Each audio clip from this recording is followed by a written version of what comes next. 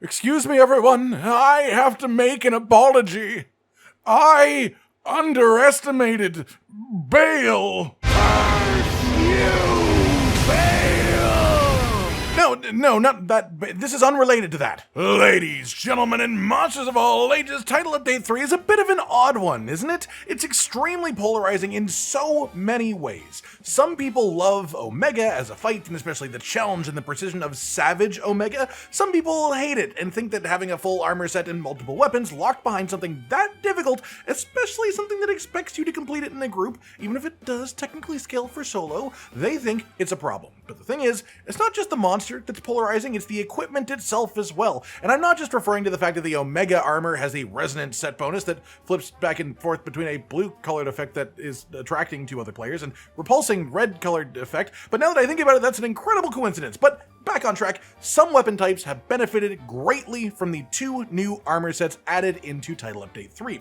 Some weapons have gained literally nothing, and some you might be surprised at how much you could stand to gain from going with an armor set that mathematically on paper is not the meta choice. So today is going to be a bit of a roundup on the general state of builds in Title Update 3 in terms of whether or not the top meta type builds have been affected by these new equipment bits added to the game in any meaningful way. And while I'm not going to try and present a specialized specific build that applies to all 14 weapons, we will go over some generalities about the new armor and its use scenarios, and we will go over a couple of generic templates that should apply to most of the weapons, with some exceptions of course. But this is mostly just a discussion about the update and the armor and the results for each weapon type. First things first then, let's talk about the new armor sets that we've got, and we will start specifically first with the Omega armor set, the one that is unlocked by beating Savage Omega specifically. This one is in a really interesting state, honestly. 3 of the armor pieces are good enough that they are finding homes in some meta builds just for the pure skill efficiency on them, specifically being the helmet, which is 1 weakness exploit, 1 divine blessing, a 3-slot and a 2-slot, the gloves being the same as that but with 1 agitator instead of the weakness exploit, and the waist being the same but with 1 burst instead of the weakness exploit or agitator.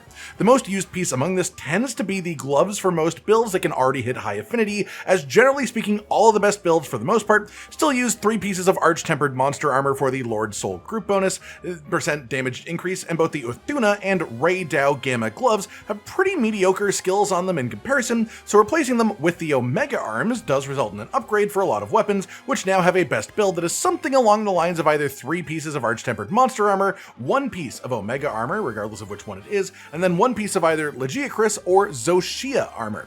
This is true for most weapons that have a more standard set of desired skills, things like sword and shield, great sword, stuff along those lines. If your weapon has more requirements or more odd things going on with it, then this might not be the case for you. Things like insect glaive, for example, do not improve by slotting in a piece of Omega armor for their solo build, and this is partially because insect glaive wants 1 rank of earplugs in almost any situation, which then forces them to look for a slightly different skill economy than most weapons do.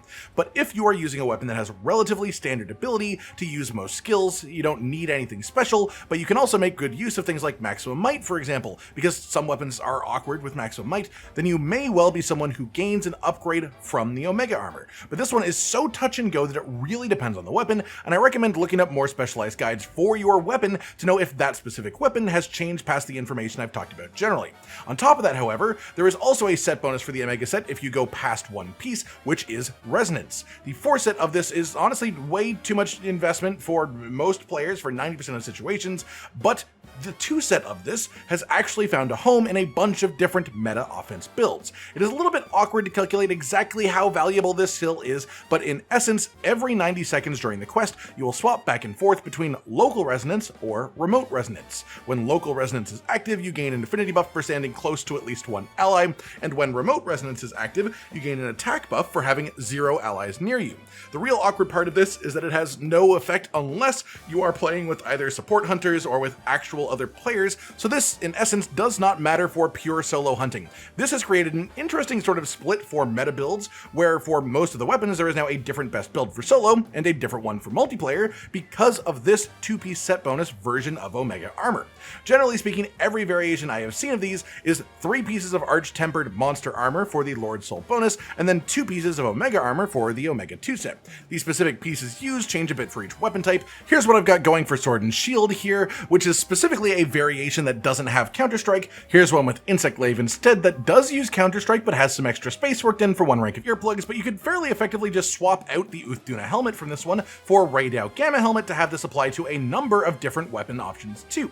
This is a thing that honestly applies to the vast majority of weapon options in the game that use relatively standard skills, but there are some exceptions, and that's where this stuff does fall short. For example, weapons like gunlance get lessened benefit from affinity than most weapons because of how their damage works, and while the resonance bonus does flip back between an affinity buff and an attack buff, the affinity part is much more reliable uptime to keep active than the attack buff because of how they work, and that means that it has way less value for gunlance than it does for most weapons. Hammer, though, is another one. I spent probably about 3 hours earlier today doing loads of math, just completely gobsmacked that I could not find any way to improve hammer builds in Title Update 3. The main reason is that Fulgur Anjanath 2-set is basically required to use maximum might properly. While you can play hammer without that, you then have to account for lower maximum might uptime, and if you do that, there is just no build that outdoes 3 pieces of arch-tempered monster armor with 2 pieces of Fulgur Anjanath for the set bonus, as it's the difference between having an extra 30% affinity on your most important attack or not having it the vast majority of the time because hammer's biggest swing consumes stamina while you're charging it. In the past, this has gone very back and forth, but since arch-tempered with duna, essentially it flipped back in favor of Fulgur Anjanath 2-set being worth using, and there is no Omega armor or Bale armor combination that beats this at all for hammer specifically. Both of these builds are worse than this one, and it's just because of the way that hammer works in particular, and this is all a part of what I mean when I talk about the polarizing nature of the equipment in Title Update 3.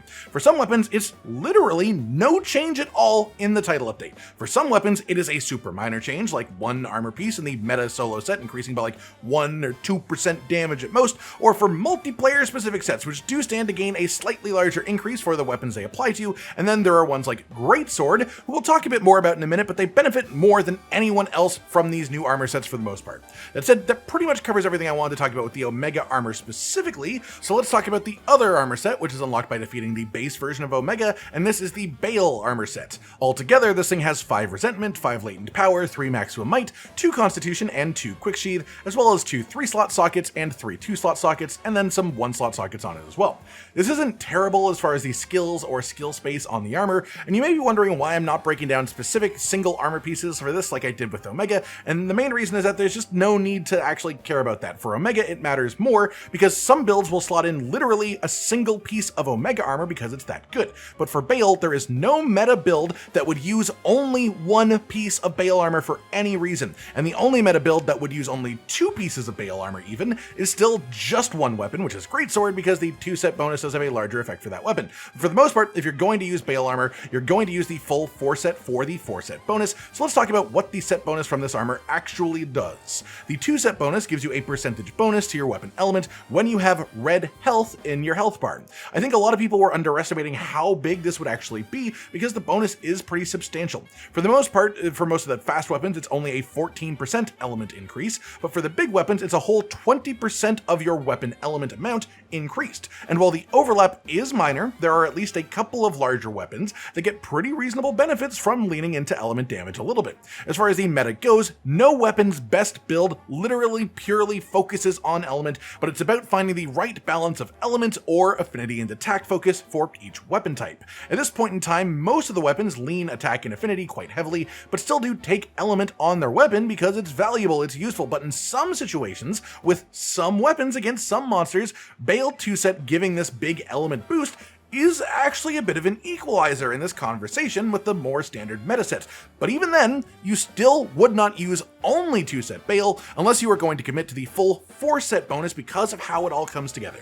So I will explain that and talk about the specific weapons and situations for that afterwards. As well, the Bale 2-set bonus is what adds projectiles to level 3 greatsword charge slashes. That effect does nothing for other weapons, so in that specific way, this armor is definitely better for greatsword than any other weapon, and that combined with an actual Bale greatsword that this comes with as well, is why I think that the 2-set version of Bale armor is only going to ever really be used in the meta for greatsword and no other weapon, but that doesn't mean that it's bad as an armor set for the other weapons by any means. The 4-set bonus then allows you to perform the Blackest Knight. This is a new interactable item that goes into your item pouch. You can stick it onto your radial wheel and you can activate it on command. It has a 75-second cooldown after you use it, and when you use it, you enter a counter stance for up to 8 seconds. If you take damage while this counter stance defense is active, you strike back, dealing a good chunk of damage. You lower your health to essentially 1, but it is just a full red health bar, so it's recoverable health, and you get a big buff for the next 30 seconds. When we originally tested this bonus, I believe that the buff that it gave you was just massive defense increase, because it does do that. It nearly doubles your defense when you trigger the buff, which would be decent for survivability's sake for harder monsters, but it's actually quite a bit more than that under the surface. On top of the defense increase during this 30-second window, you also heal a little bit every time you hit the monster, which is a big deal. It's essentially like a mini health augment while it lasts. The third effect from this buff is that pretty much your entire health bar will be treated as recoverable health the entire time the buff lasts. It will all be red health, which means it is super easy to have full uptime on resentment and the 2-set bonus from the armor for element boosting for that whole duration as well. And all of these things last for 30 seconds out of every 75 seconds if you activate it perfectly on cooldown, which means that it has around a 40% uptime in a perfect ideal scenario. And this is where things get a lot more complicated. A lot of the time when people talk about meta builds, they are talking about peak offensive build, maximizing damage with minimal thought towards survival or comfort, unless that survival or comfort is something that can actually increase your damage, like in the case of the Fulgur 2-set for hammer, which we talked about before. The thing is, the skills on this armor set are not comparably terrible to a meta set outside of mainly only being able to hit a certain amount of affinity due to the inherent skills and limited sockets, and of course the 4-set bonus, meaning that you cannot be able to fit Lord's Soul group bonus anymore as well, which essentially means that you're losing 5% weapon attack over a build that does. The general result of this is that for most weapons, the Bale set has been completely looked over when talking about the meta, but after some recent revelations from watching Savage Omega speedruns and then some new math and some extra thinking time, I've come to a pretty specific conclusion. 4-set Bale-based builds may not be the literal peak offense in every situation, but I think for probably the 50% or so of the player base on the lower end of the skill spectrum, you may very well stand to gain more from the increased uptime of 1, having a counter that you can use, even if it's only once every 75 seconds, a nearly perfect counter that you can use even on weapons that otherwise don't have a counter, with an 8-second leeway window after you press the button. This can absolutely be the difference between a cart or not having a cart in many scenarios in difficult hunts like 9-star monsters, even outside of Savage Omega.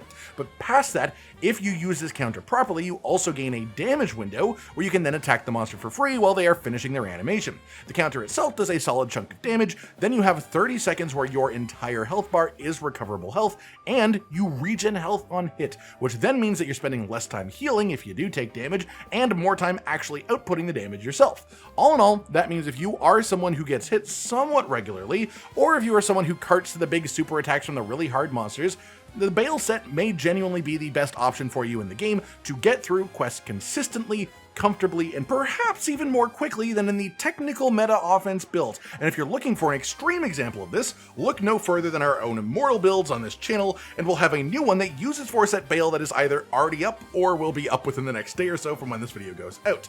And it puts this 4-set bonus to extremely good use. On the full flip side of that, we've been keeping an eye on Savage Omega speedruns, and one of the fastest runs from any weapon from any person on the planet up to this point is this one, done in 14 minutes and 19 seconds, which is a hunting horn. I know, what a world we live in, hunting horns at the top, and it is a hunting horn run that uses 4-set Bale armor in the build. There are a few reasons for this, the first one being that hunting horn is a little bit more elementally leaning than most weapons are at this point in Wilds, so having the element boost from Bale 2-set is a larger impact. But also you can see in the speedrun, this player is strategically using the actual bubble from Darkest Night to counter Savage Omega's laser beam specifically. Then they have a long period of free damage time during which the full 5 ranks of resentment will be active, as well as the element bonus from the 2-set bonus too.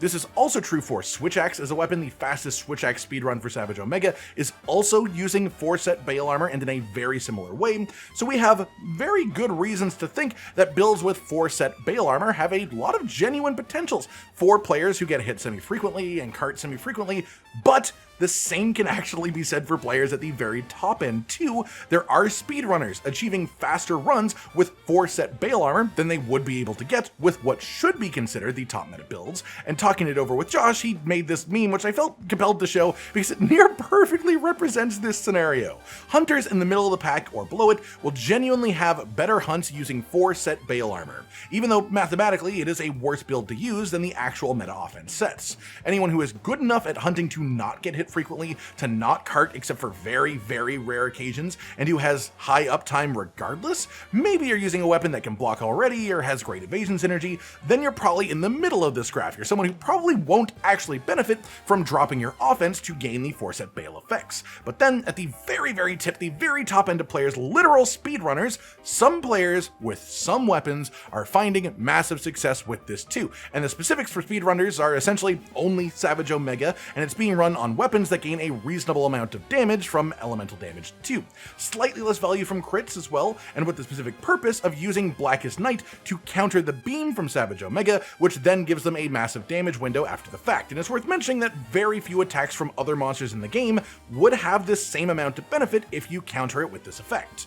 As far as showing a sort of template for it, here is 4 set Bale armor with arkveld chest, full skill list on the side here. It does pretty well. That said, for somewhat of a comparison of how this would fare to a meta setup, here is a very, very standard build for most weapons right now. I have a sword and shield on this set, but I won't be counting anything sword and shield specific for the sake of relatively fair comparison for most weapons. So this set would hit 491.5 effective raw with a bit of bonus element on top of that to consider too. In comparison, same math conditions applied to the 4 set Bale template that we just touched on would hit 468.3 effective raw, again not accounting for the element. Obviously there are considerations, like you likely won't have full uptime on Darkest Night's buffs because you want to use it to actually counter specific attacks instead of just literally on cooldown, but that is the flat paper math value of the 2 armor sets. In reality, this is around a 5% difference in actual damage output. This means that the average meta build is probably around 5% stronger in damage output potential than the 4 set Bale build. That creates a simple question with a very complex answer. Is the effect of Blackest Night and the resulting extra comfort and potential extra uptime worth that 5% damage? I would argue for probably the majority of people who play this game, the answer is yes, it is worth it. At least for the harder hunts in the game where it really does make a difference. This doesn't apply to all players, it doesn't apply to all weapons, because some weapons just do not function well with this effect, of course, or on the other end, Greatsword compares even better than this because its technical meta offense build would already be using Bale 2 set regardless, so the comparison between the two is much closer for that weapon. But essentially, the entire point of this discussion was to say that we, along with most of the community, sort of immediately discounted the Bale armor set, thinking that it was mediocre. But with days that have passed since then, we've gained more knowledge about the set bonus, we've done more math, working out all the sort of combinations and comparisons, and we've also seen speedruns being done by players much better than myself as well. It's all become clear through this that the Bale armor set absolutely does have a place in the meta, and it is essentially either at the absolute height of skill for very situational use, or for players who are on the middle to lower end of the spectrum as well, where it simply makes for more effective, comfortable hunting than just using the highest pure effective raw setup. That's pretty much it for today then, everyone. Essentially just a long-winded way to do a public service announcement that I think more people should give the Bale armor set a chance, especially given that it is unlocked from fighting regular Omega, not even beating Savage Omega. And while I don't think this applies to all players or all situations, it absolutely will make a good portion of the people who watch this video and try it out have better hunt results than they would with full offense meta builds. Simple as that.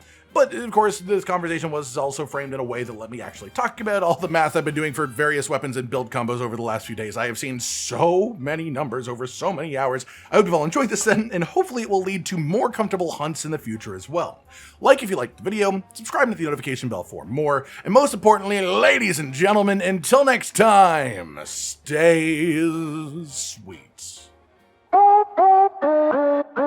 Josh, Cotton, and Hollow with the videos, dropping the humor like a hammer on your tippy toes, bringing entertainment on a daily arrangement to take our insanity and turn it into entertainment. Yes, I said entertainment twice, to reiterate that it is nice to look into your faces on a mostly daily basis when you let us in your homes to make the whole world a stage. Goodbye.